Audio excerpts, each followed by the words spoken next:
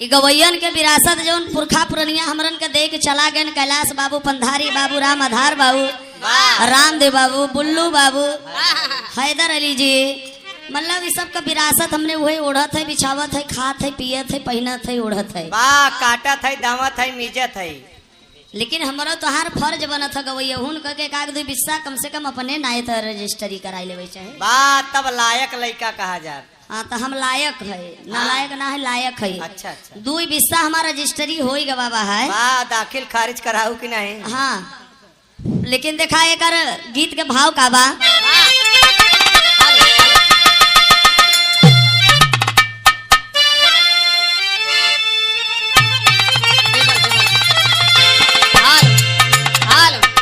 ठीक बना सही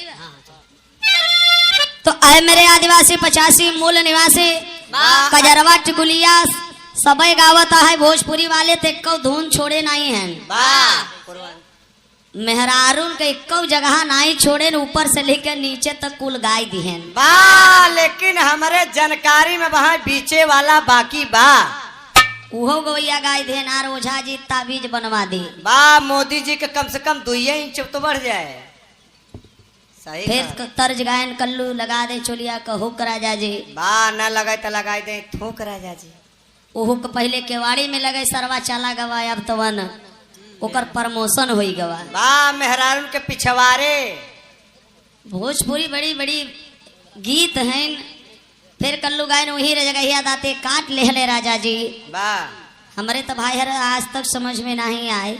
हाँ काटत रहा कि ससुरा जीभ लगाई के चाटत रहा। 3-4 जने जानेंगे ओके के आसाराम राम रहिंदे चितवा बस करे यार बस करे। बस लेकिन देखा एक गीत हमारे चैनल पे बात सरो सरगम मिर्जापुर 63। तो आप लोग एक बार मिशन के लिए हमारे चैनल को सब्सक्राइब जरूर करिएगा, कमेंट करिएगा ताकि मिशन गीत आप लोगों तक पहुंच जाए, क्योंकि यही एक साधन है हमारा आप लोगों तक पहुंचाने का। गीत की लाइन में मास्टर है।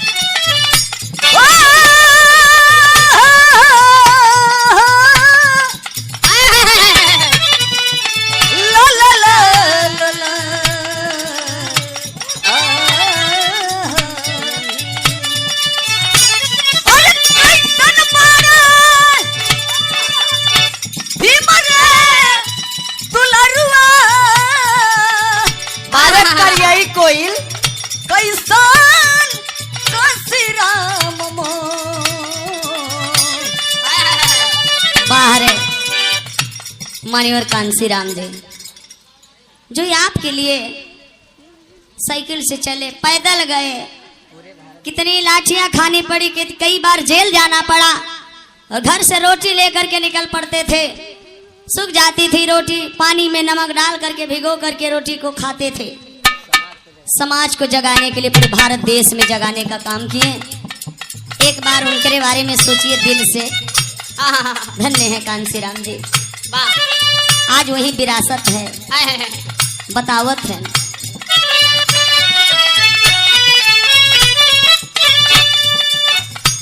कैसन बाड़ा भीमा रे दुलरुआ, दुलरुआ दुलरुआ,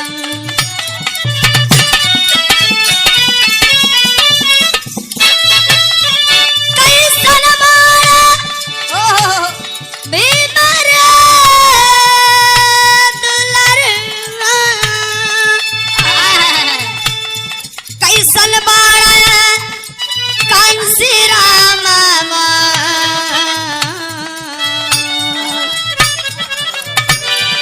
रोवताड़ा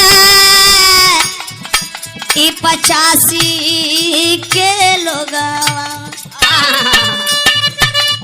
रोवताड़ा बहुजन के लोगवा, बोला नया नावा से लो, रोवताड़ा बहुजन के लोगवा।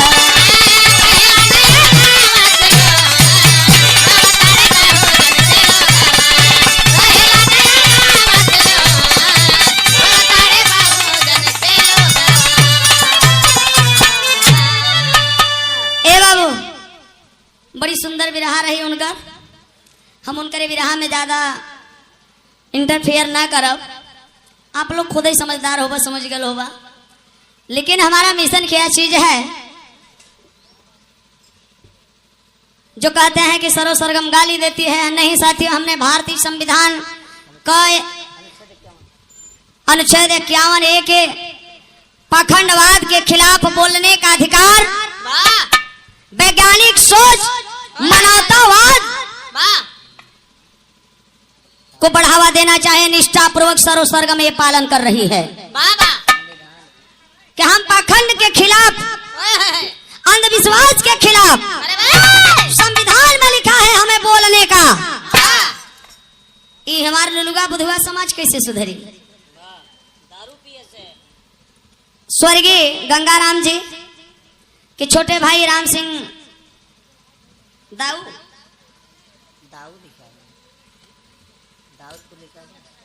राम सिंह दाऊ नासिर पट्टी, आपकी तरफ से 200 रुपए के धमदान के बहुत बहुत साधुवाद। जय भीम, जय भारत, नमो बुद्धा। देखा क्यों कितना पढ़ा लिखा रहा ओकर लेखनी पढ़े में थोड़ा दिक्कत होता। दूसरे केवल मेहर निक लागत है। आइए चलते हैं अपने इतिहास की ओर। जो समाज इतिहास नहीं जानता वो कभी इतिहास नहीं लिख सकता। इतिहास ही राजनीति की जननी होती है। 4 लाइन भाव है बिरहे में मास्टर।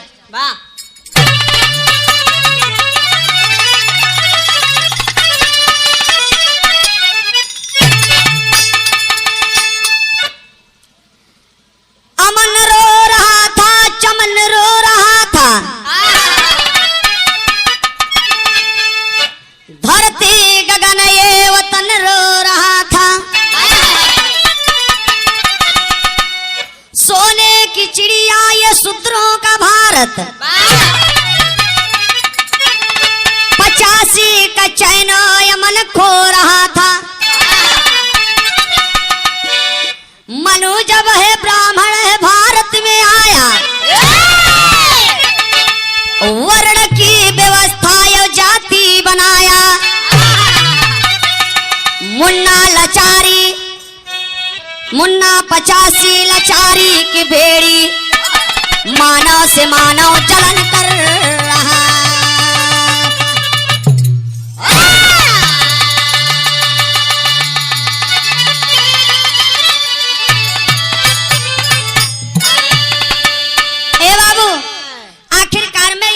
सोने का चिड़िया भारत देश 85 मूल निवासी आदिवासियों का देश। अमन, चयन, सोने का चिड़िया, राजपाट, शासन सत्ता, रोटी कपड़ा मकान, ये देश पूरे आदिवासी 85 मूल निवासियों का। लेकिन इस देश को बर्बाद करने के लिए डच आए, फ्रांसीसी आए, पुर्तगाली आए, हुडी आए, शक आए, अंग्रेज आए, आर्य आए, सिर्फ बर्बाद करने के लिए। जो जैसे आया अपने शासन सत्ता में वैसे भारत का नाम रखते चला गया।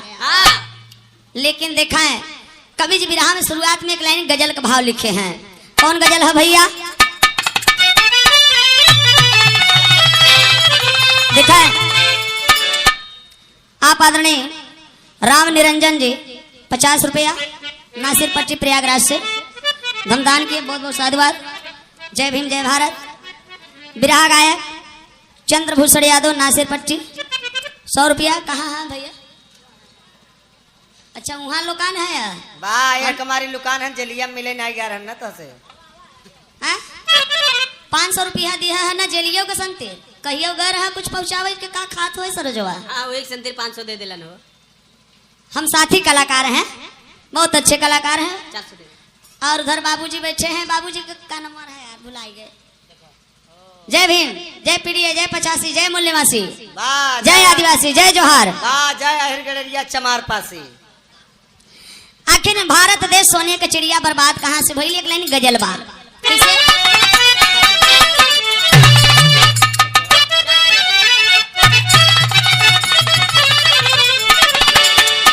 कोनो प्यार करे वाला, कोई प्यार करने वाला अपने प्रेमिका से कहता है अच्छा तो ये प्यार मोहब्बत वाले में जानत है।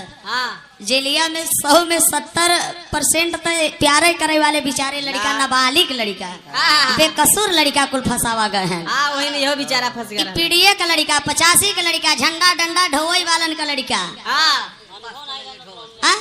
और मालिक तो यहाँ बैठ के भैया एसी में मलाई चाटत है।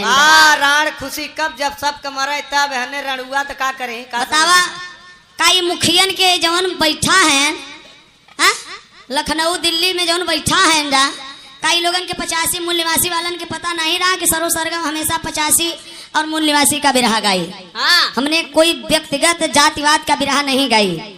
लेकिन बड़का नेतवो कैसे ले न मवाया गवा चुनाव ए भैया हरा जब आदिवासी का रोड लेवे हो तब आया सरोजवा के लग गए 96 मिर्जापुर में।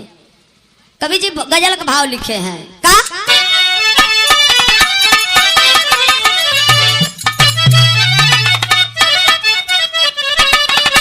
अरे तो मेरे खून दिल की मेहंदी, मेरे खून दिल की मेहंदी हाथों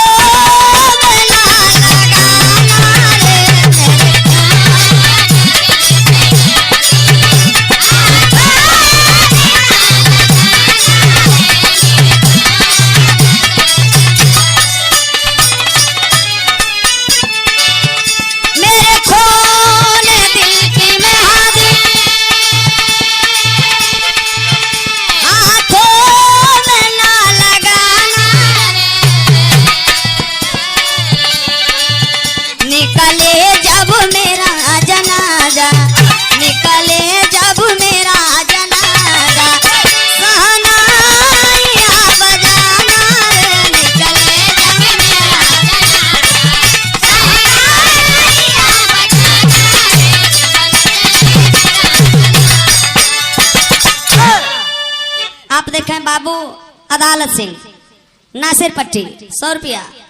आप पिताजी को सादर चरण स्पर्श है।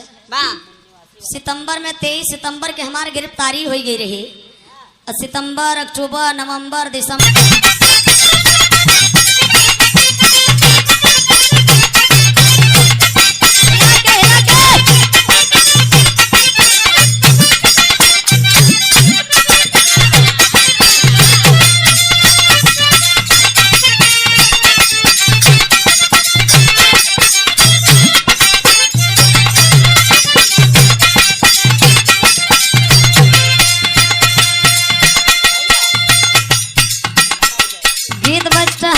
संकेत कैलन है। ए आदिवासी मूल निवासी लोग सोचत हुए कि गीत तो सरो सरगम आदिवासी हम चमार है, हम वही रहे तो हमें कैसे आदिवासी बने हैं। आज लेबल लगवा की यादों हैं कि पटेल हैं तो चमार हैं तो मुसहरा हैं तो धैकार है। लेकिन उस समय लगभग 3500 वर्ष पहले भारत देश में न जात न पात न भेद न भाव न ऊंच न नीच न मेरी न गरीबी न छुआ न छूत धर्म अखंड भारत देश आदिवासी सनातन धर्म ही बौद्ध धर्म आदिवासी धर्म ही बौद्ध धर्म एस धम्मो सनातन द्रविड़ लोग आदिवासी मूल निवासी। इस गीत को गाया जाता था पूरे बिरहा जगत के हम बात बताओ था। जे आदिवासी नाय बना समझ ले को विदेशी है। ये सरो सरगम का असली पहचान है। ये रिकॉर्ड तो होया गवावा कि सरो सरगम भैया आप देखा के शायद पैदा ना होई ना है तुम अरबुत 10-20 हम पैदा करे मत परेशान हो। का गाँव भैया गीत के पर्दा रच के मास्टर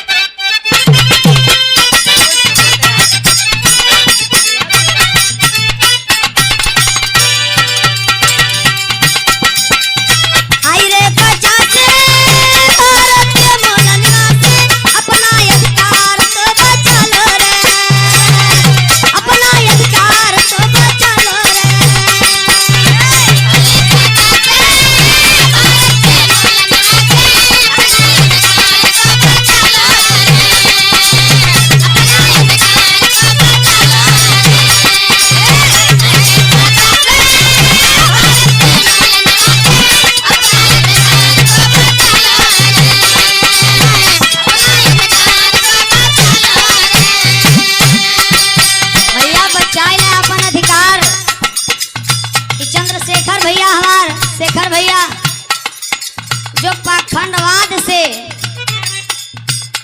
ये भंडारा भोजन नहीं किए, हमें यही बड़ी खुशी की बात है। जो मान्यवर कांसी राम जी का अपने पूर्वज की बात को माने, हमारे चंद्रशेखर जी के लिए एक बार जोरदार ताली बजा के आप लोग स्वागत कर दीजिए।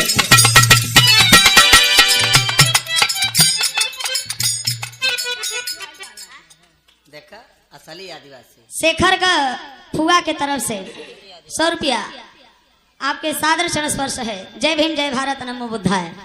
ये देखा गीत के लाइन बा कि हमारे खून में बा खून में आई रे अपना अधिकार तो बचा लो रे।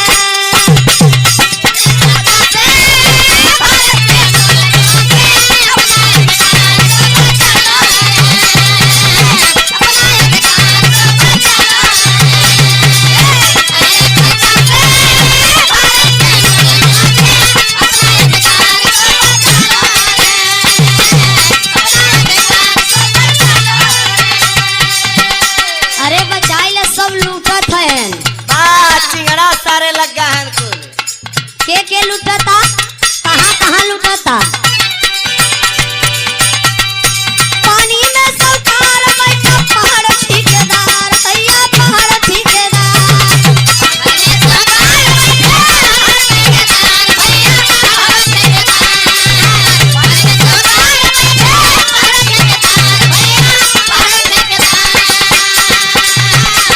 पानी में साहूकार बैठा है लुटत है, पहाड़े में ठेकेदार लूटत है।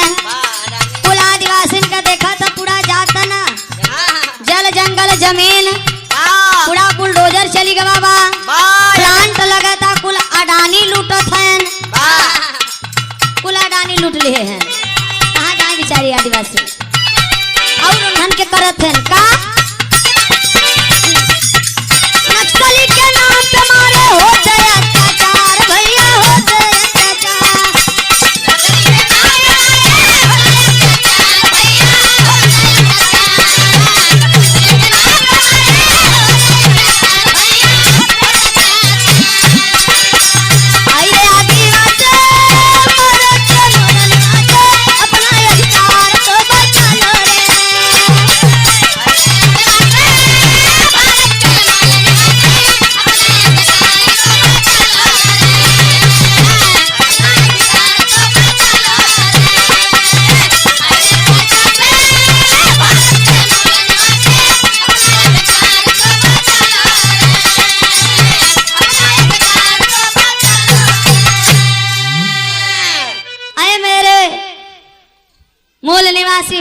भारतवासी हाँ, अपना अधिकार बचा लो। वाह, हक का हिस्सा यहाँ भीख मांगे से मिलता ही नहीं बा। हाँ, तो बतावा वो मिली, बात छीने के परे बेईमानन से, लड़ाई के पड़े, बात झगड़ाई के परे, झगड़ा करे के पड़े, बात मार खाई के पड़े, माराई के परे, और अंत में अगर ना कुछ मनवा तो जाना था वाह, जहाँ गवा रहा वाह, छाइन चूहा छोड़ कर देथन चेला, वहाँ जाए के पड़ जाए। जहाँ से निकल के आया है जा भुलाई गया का? जेल में से, हाँ जेल जाए के पड़े। वही तो खेला ही हुए असली। भैया हो, बौद्ध धर्म का क्या पहचान मानो मानो, एक समान, ये सब आंदोलनकारी है। जेल गए समझ ले के देखा शरीरिया में लाइट आई गई है। हाँ, अरे ते समय ज्वालामुखी बन बन निकला है, चिरही फरी थे कोनो मिली थे, वही बलवर मार दिया चिकनाई गया ना।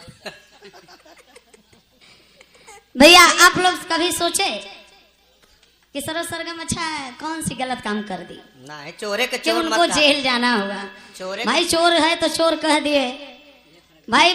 बात ये बा कि चला भला कम से कम सफल तो होगा सरो सरगम, भले लाठी खाइन जेल गईन, लेकिन फायदा तो ई भा ना कि सबके पता होगा कि भैया महिषासुर के रहा, वाह, माई दुर्गा के रहे, सब जान तक इतिहास ही राजनीति की जननी होती है। वाह, history the mother of politics and movement is the father of politics. हमने कोई गलत काम नहीं किया था, इतिहास बताने का काम किया। जो किताब में लिखा था उस किताब का नाम था, लिखे थे आप राजवीर सिंह यादव, सिधौली सीतापुर लखनऊ के रहने वाले। उस किताब का नाम था बहुजन नायक महिषासुर यहाँ का मूल निवासी। वाह, आदिवासी।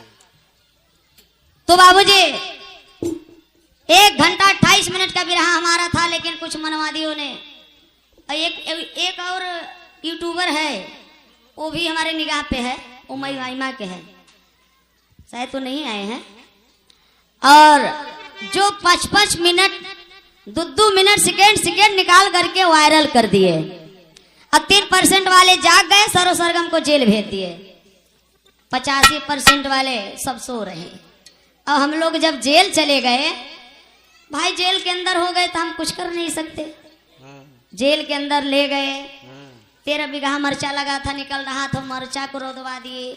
इसके बाद जेसीबी 15 जेसीबी लगवा करके सब हमारा जमीन गड्ढा खनवा दिए। 40 वीडियो था, 50 वीडियो था चैनल पे, वो चैनल भी डिलीट करवा दिए, मोबाइल नंबर तक सब डिलीट करवा दिए। कंपनी में फोन कर करके एसपी हमको मारा अपने सामने। अब समय आएगा उनका भी अब नंबर लगेगा, ऐसी बात नहीं है। 27 में हिसाब लिया जाएगा। जो एसपी है सोबेन वर्मा और बाल मुकुंद मिश्रा, अगर रुचि यादव के तरह हम माफी मांग ले होई तो मनाई रोई दिए होई थी ना, तो कुछ ना होता है, कुछ ना होता है। लेकिन भाई देखे जो सत्य बात है,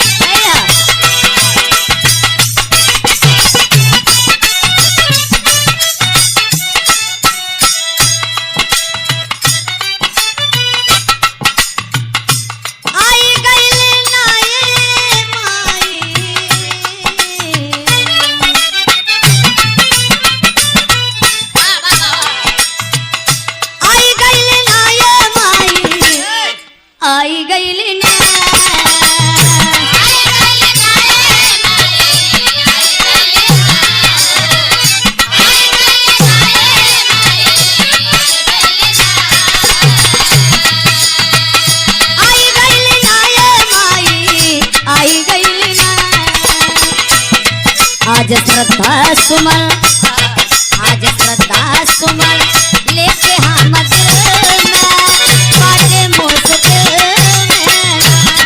आज श्रद्धा सुमन लेके हम दिल में बाजे मुश्किल में।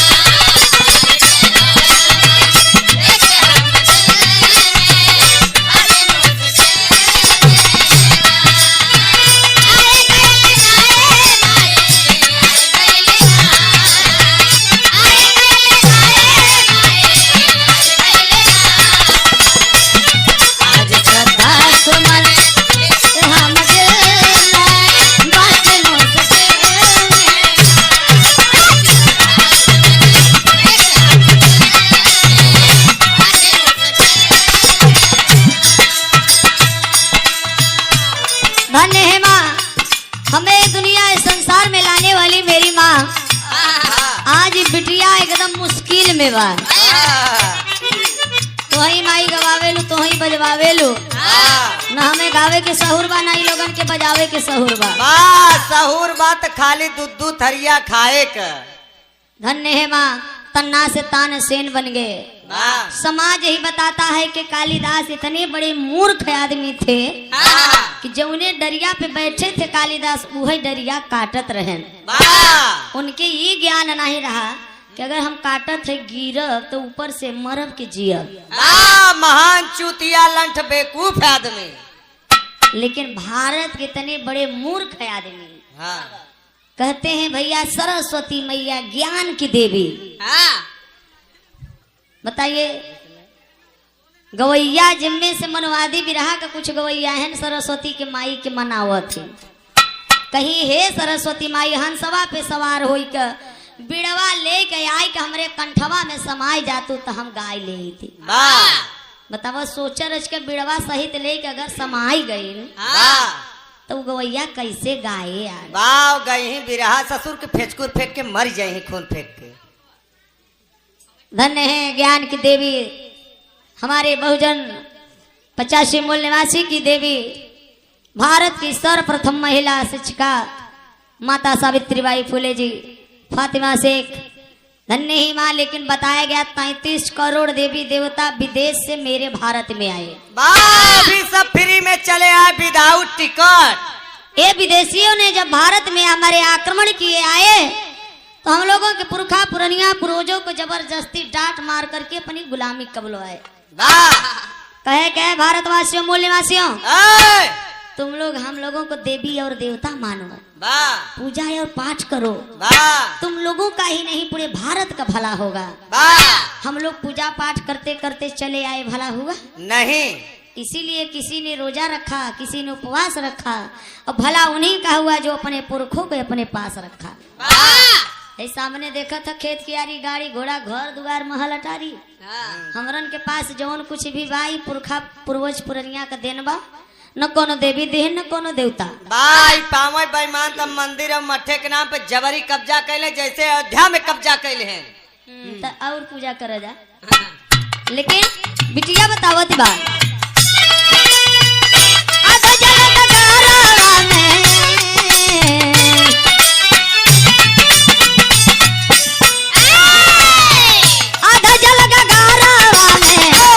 स्वर्ग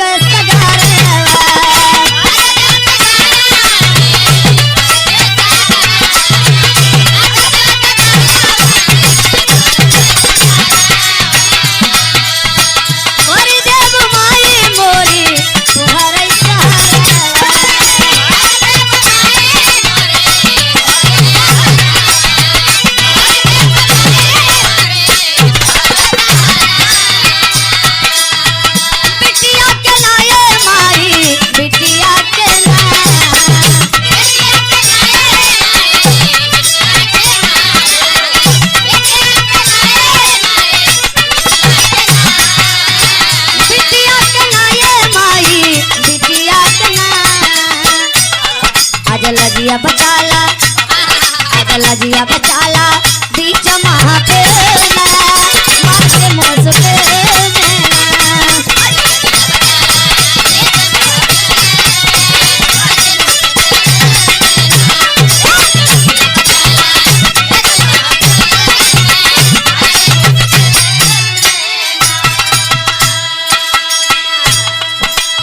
धन्य है माँ। संगीत सुनकर ज्ञान नहीं मिलते, मंदिर जाकर भगवान नहीं मिलते। पत्थर तो इसलिए पूछते हैं लोग कि विश्वास के लायक इंसान नहीं मिले। बाहर ये इंसान, ये इंसान जिसको भगवान ने बनाया, भगवान ने क्या बनाया? इंसान को बनाया। इंसान को बनाया। जिसको भगवान ने बनाया उनकी पूजा कोई नहीं करता है, और जिसको इंसान ने बनाया, किसको बनाया आप लोगों को नहीं पता है? 33 करोड़ भवानी 56 करोड़ कितना देवी देवता कुल रहे। ब्रह्मा विष्णु महेश पथरा ईटा गोबर गौरी गणेश, जेके इंसान बनाए सो के सब पूजा करता। क्योंकि सब लोग महान चूतिया लंठ बेकूफ आदमी है। भजन भाव की दूसरी लाइन में माई का ममता छलकता। ममता दुलार भर माई के आचरा।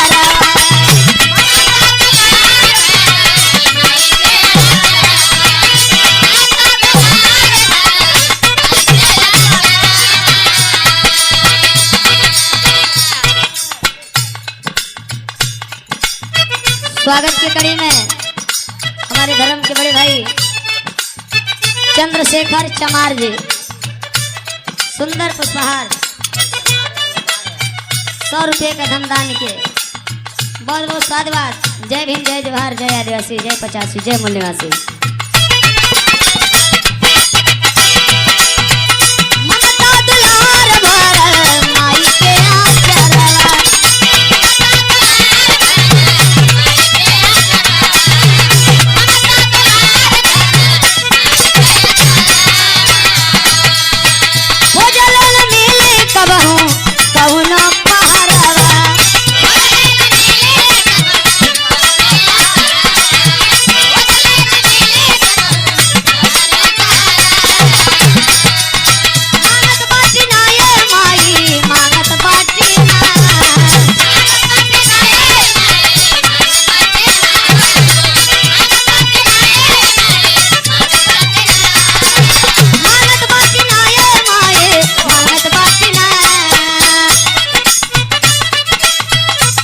आज स्वर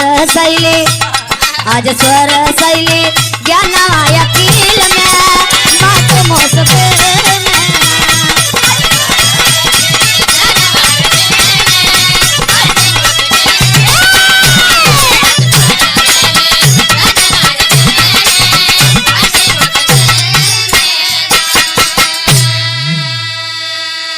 भजन भाव की आखिरी लाइन में बिटिया बतावा था कि माई हमार बिरहा जगत में कोने खानदान में पैदाइश भइल बा। बा इतना दूर आई हूँ तो बताए तो जंगले का रहन की पहाड़े का हमार पुरखा पुरनिया के रहा। हाँ तो हरे गुरुदीन मोहम्मद के बगिया के फूलवा।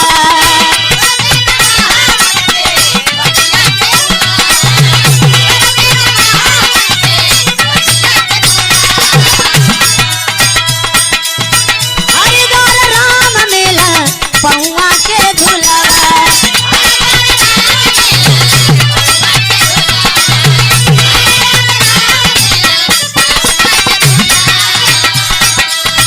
अरे कैदना ये माई, अरे कैदना।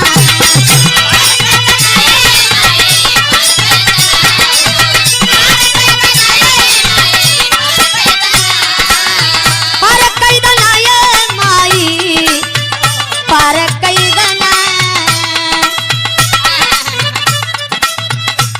नैया सरगम नैया सरोज निसार के सलील में बाटी मुस्के